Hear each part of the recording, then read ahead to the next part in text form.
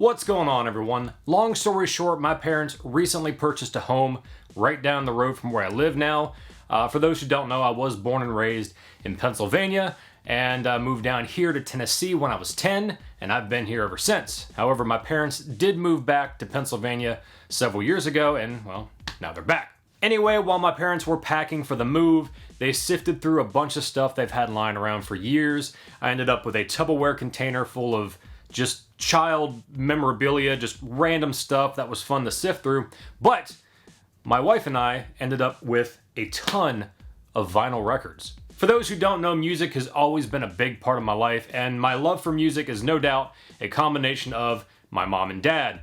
I got my love for Queen from my mom, and even later on Nirvana, and my love for like 70s, 80s, hair metal, rock, whatever you want to call it, I got from my dad. With that being said, I selected a couple of vinyl records I thought would be fun to talk about. Now, most of these are no doubt my dad's. My mom is a huge Beatles fan, so we ended up with a ton of Beatles records.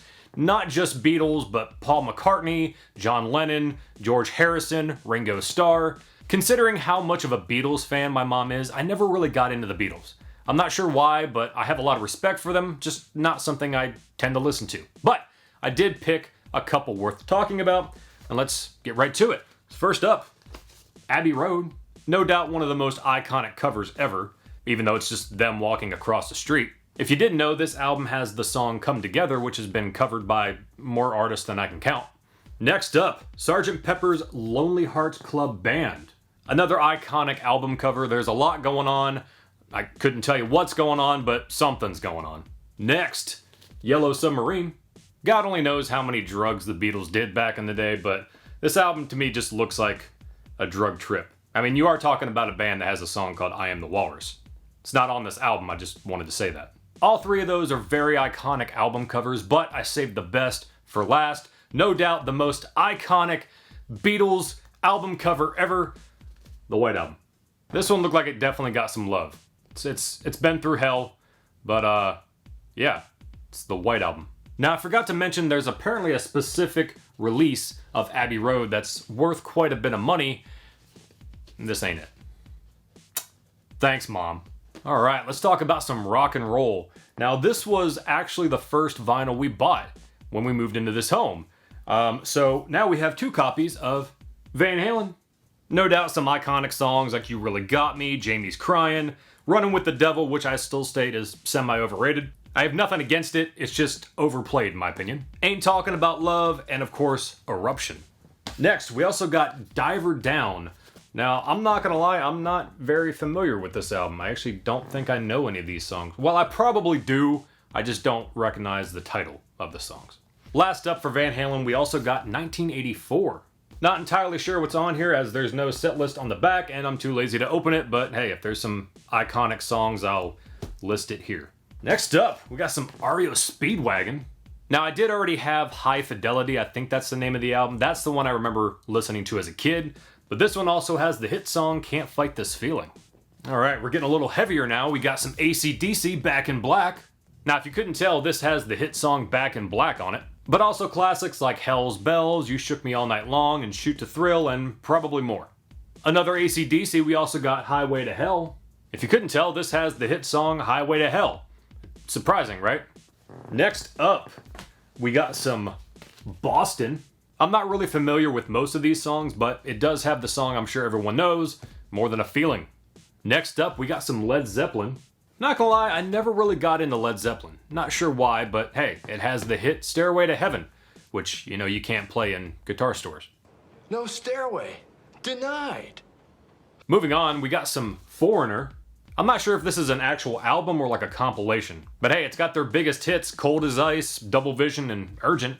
This next album, the wife and I were rocking out to the other night, but we got some Def Leppard Hysteria. I kind of have a soft spot for Def Leppard. I'm not entirely sure why, it just is what it is. But how can you hate classics like Pour Some Sugar on Me and Love Bites? This whole album's a hit. Speaking of hits, we also got Pyromania. Even more classics like Photograph, Full In, and Rock of Ages. Next up, Dark Side of the Moon. That's right, the wife and I are gonna have to bust out our copy of Wizard of Oz on Laserdisc and have a good old time. Alright, next up we got some Journey.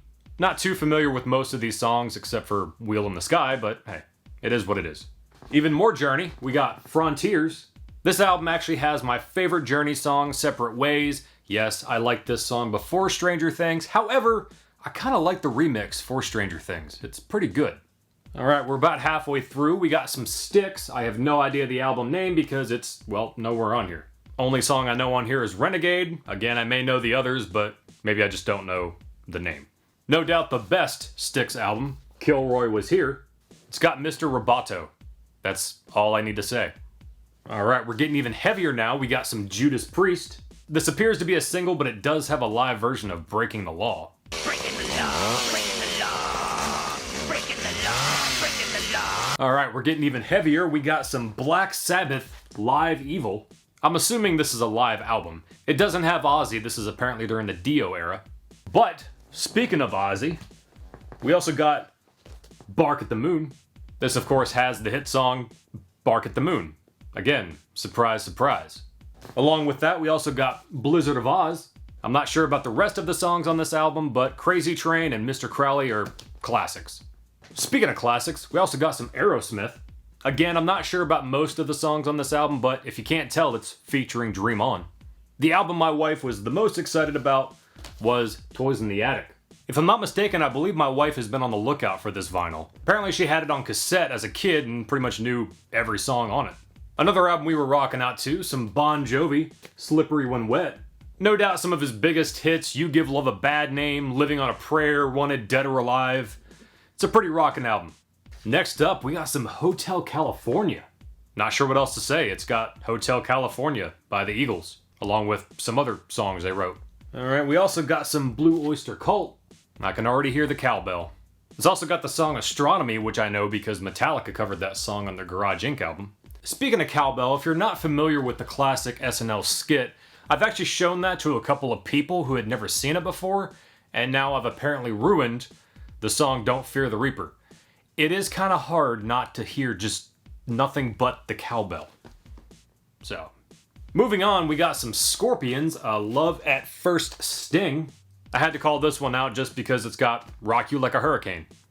It's a badass song. We got Kiss Alive 2. I have nothing against Kiss, I just never really got into them. But I felt like I had to call it out, right? And have a wonderful time.